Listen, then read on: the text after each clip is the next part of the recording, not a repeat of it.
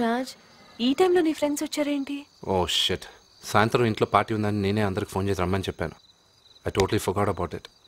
అసలే మూడ్ బాగాలేదు, ఇప్పుడు పార్టీ అవసరమా?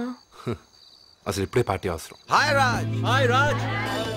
Hey guys, happy birthday man. Thanks Ravi. Happy birthday. Thanks Bharat. Come, let's go inside. Come in. Relax, pour yourself a drink.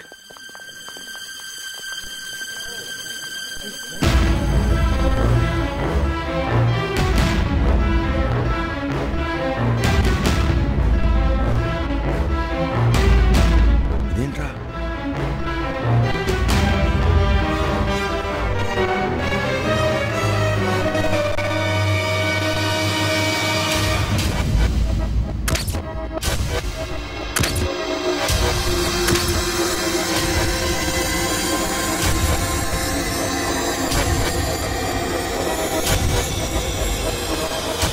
Raj, ఇది మీ నాన్నగారు villa ఉందే.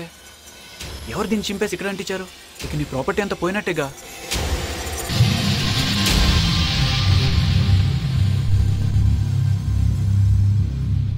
You don't worry Raj. ఈ మాత్రం దానికి అప్సెట్ అయిపోతే ఎలా? ధైర్యంగా ఉండాలి. నీకు నేను ఉన్నా కదా. ఫ్రెండ్గా నువ్వు నాకు లైఫ్లో ఎంతో హెల్ప్ చేసావు. నేను నీకోసం ఏం చేయడానికైనా సిద్ధమే. నీకెంత డబ్బు కావాల్సిన మొహమాట పడకుండా నన్ను అడుగు.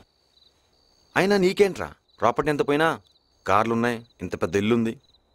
For a good cause and a good deal నేను మా ఫాదర్తో మాట్లాడి ఇంటికో మంచి ప్రైజ్ ఇప్పిస్తా. After all what are friends.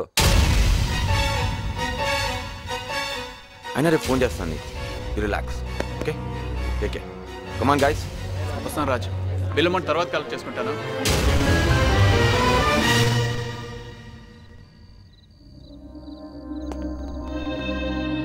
I'm finished. Don't worry Raj, అప్పుడే ఏమీ అయిపోలేదు. ఆలోచిస్తే ఏదో ఒక దారి దొరుకుతుంది Raj. There is a way. Late Smita. It's all over. All the doors are closed. అయిపోయింది.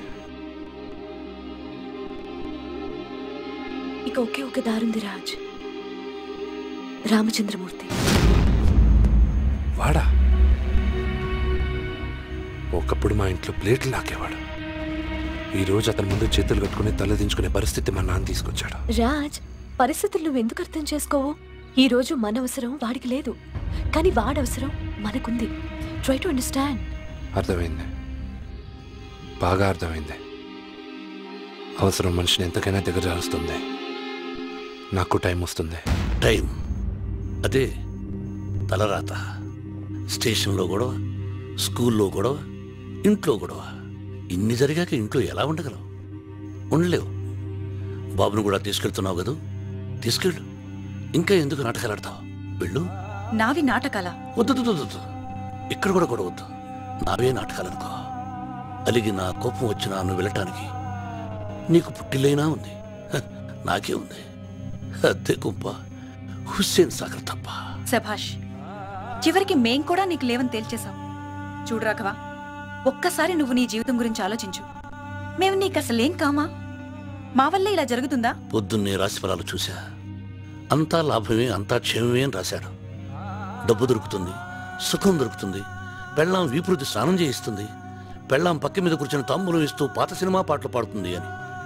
ఇప్పుడు అర్థమైంది ఆ రాసిన వాడెవడో పెద్ద మూర్ఖుడని. పెళ్ళాం లేదు, పిల్లాడు లేడు, నా జీవితం మాత్రం జైలునే ఉండిపోయింది. అయితే జాతకం రాసిన వాడితో కూడా జగడానికి వెళ్తావా? ప్రపంచం మారాలని నువ్వనుకుంటున్నావు. నువ్వు మారేదాకా ప్రపంచం మారదు. నువ్వు చాలా గొప్పవాడివి కావాలనుకుంటున్నావు. ముందు మంచి మనిషివి